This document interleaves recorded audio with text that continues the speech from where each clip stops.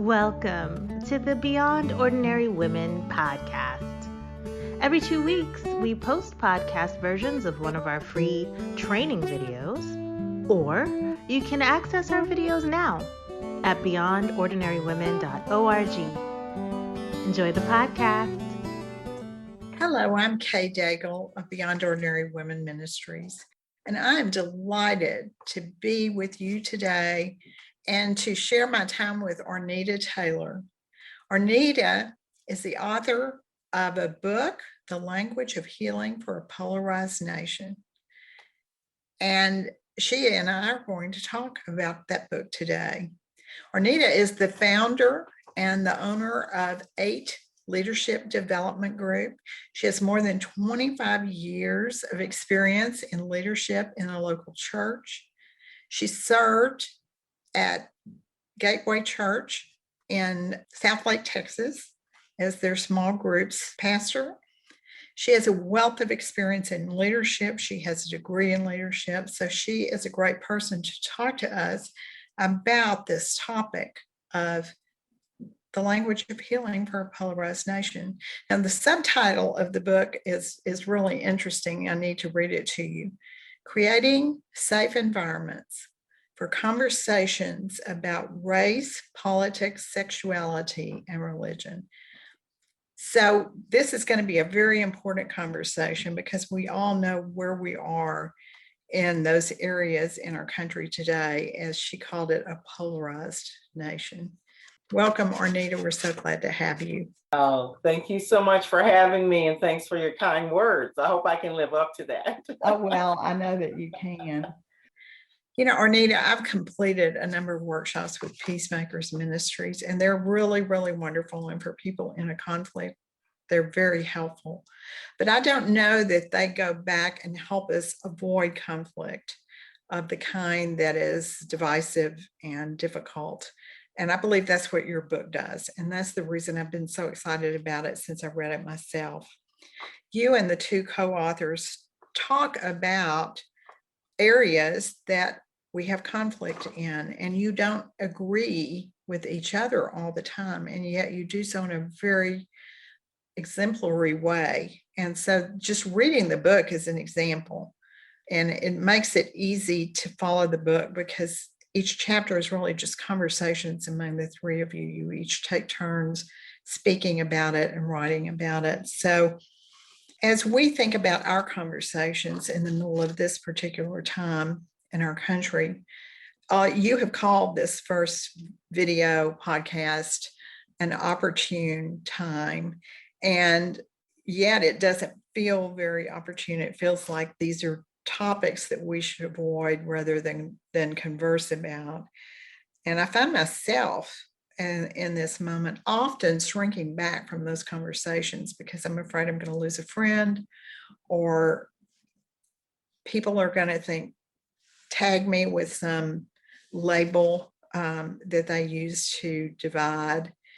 So I'm very interested in why you describe this as an opportune moment. Well, I think we say it's an opportune moment because really and truly, in the climate of our country, there's never been a more ripe opportunity to talk about this. Again, it depends what generation you are, how old you are. But I grew up in a generation where you never talked about those things ever. It was just like taboo. You don't talk about it. And so now we see all of these podcasts and conversations and everything. Well, people wanted to get in the room and kind of talk about it, somewhat cautiously, but certainly I think it provides a ripe opportunity. In the book, when we talk about an opportune moment, we are really challenging you to understand how you show up in every conversation. Any conversation has the proclivity to turn into one of these 4 right now in particular. And so be mindful of it's your opportune moment to decide how you show up in a conversation.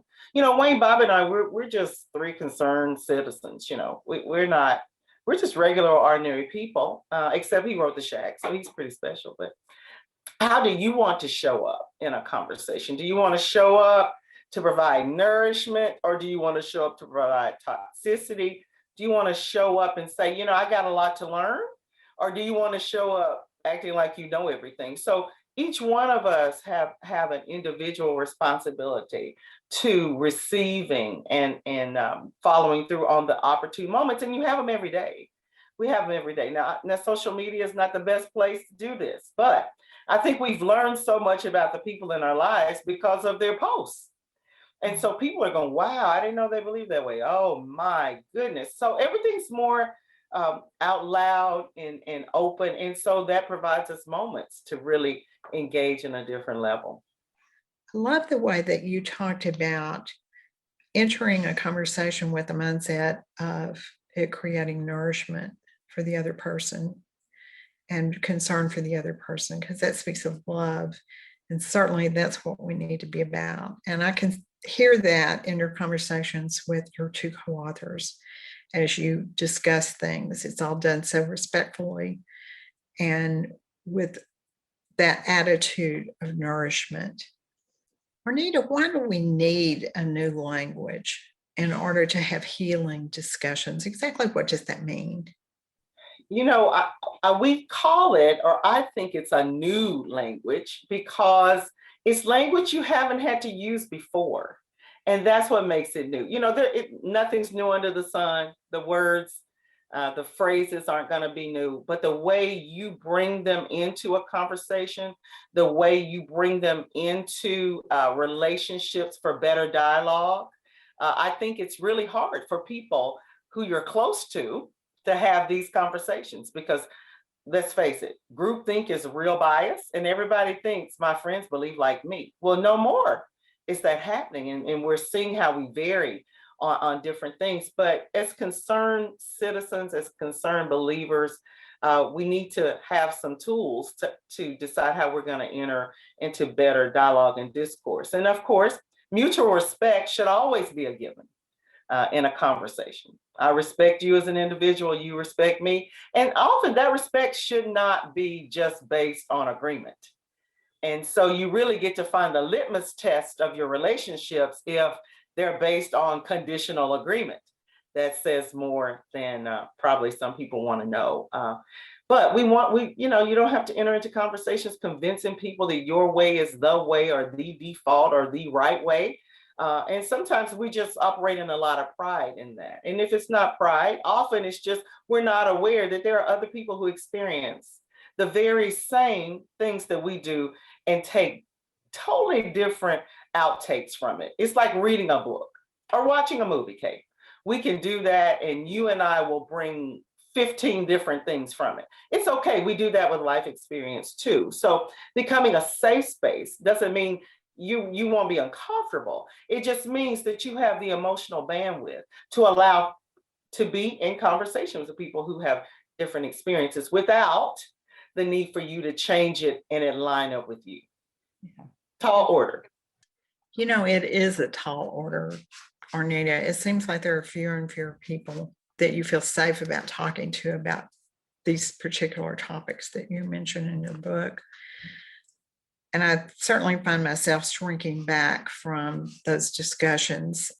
I just don't know anyone today who doesn't have at least one friend or one relative with whom they disagree a lot about some of these topics.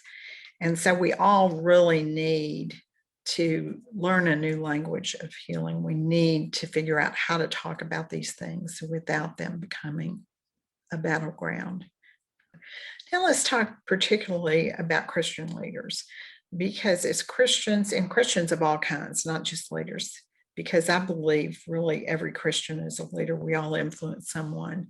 And so we need to move into conversations like this. What would you say to encourage Christian leaders particularly, to encourage them along those lines? Christian leadership is about relationships. But the one thing that a great leader, let me kick it up some notches. Great leaders are always challenging and developing their followers, the people who work alongside them and move and create outcomes with them to have accountability to personal behavior. A language of healing is really about your personal behavior. How do you want to show up? Can't control anyone but yourself. You won't answer to anyone about your answers. You will answer to God for your answers individually. So this is really a book about individual personal behavior. Actually, leaders teaching people on personal accountability should be a primary leadership competency. Often it gets pushed to the wayside of goals and ethics and excellence and all that stuff. Actually, personal behavior accountability should be at the top of the list for great leaders. So just like if you make a poor decision, you have to own the outcomes of the poor decision. And if you make a mistake, you have to earn the outcomes of the mistake. But we can't defer responsibility when it's an individual thing. We can't blame others for the outcomes when we're in it. So I would just encourage spiritual leaders, any leader, to make sure that you are discipling people in personal responsibility, behavior, and accountability when they come into conversations like these. What do you want to leave there? What do you want to plant there? What do you want them to remember? Or what do you want them to go do or think about after that dialogue with you? Very important, personal accountability. It builds integrity. It makes people reflect. It slows things down. It builds mindfulness. Another quality. The leader should always be challenging others to be developed in mindfulness. Are you mindful of the words that are coming out of your mouth? There's so much biblical foundation for that. So that's what I would encourage them to do. I love that, Arnita. Well, in our next video, we're going to talk about the 5 practices of a peacemaker, and it's going to be very practical. You will not want to miss it. And if you want to be the kind of person that can have the discussions that Arnita is talking about, you will definitely want to join us. So thank you, Arnita, for joining us for this video, and we look forward to the next one. Thanks for listening to the Beyond Ordinary Women podcast. You can find more podcast episodes and resources for women in leadership by going to beyondordinarywomen.org. This podcast is produced by Beyond Ordinary Women Ministry. Our production team includes Evelyn Babcock, Kay Daigle, Deborah Herring, and Sharifa Stevens. Theme music, Back in Stride by Don Miller, used courtesy of Christine Miller.